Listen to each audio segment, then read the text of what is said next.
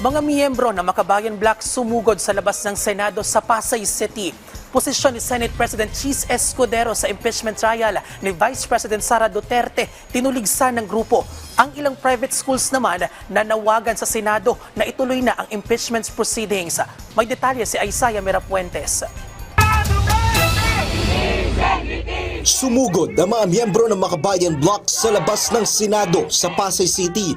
Tinuligsan ng grupo ang posisyon ni Senate President Chis Escudero sa impeachment trial ni Vice President Sara Duterte.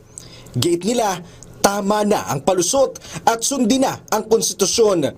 Nanawagan din ang ilang private schools sa Senado na ituloy ang impeachment proceedings. Para sa Lasallian family ng De La Salle University, hindi lang political exercise ang impeachment.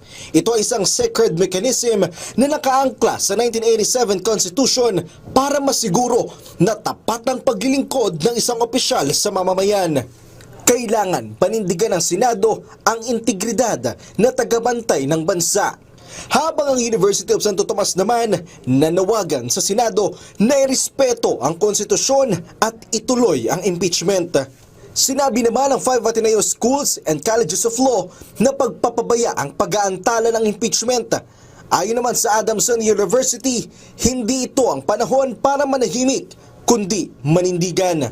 Sa pinakahuling nationwide tugon ng masa survey mula sa Okta Research, 78% ang nagsabing dapat humarap na si VP Sara sa impeachment court ng Senado. 13% ang hindi nag-agree at 9% ang walang sagot. Isaiah Mirafuentes para sa Pambansang TV sa Bagong Pilipinas.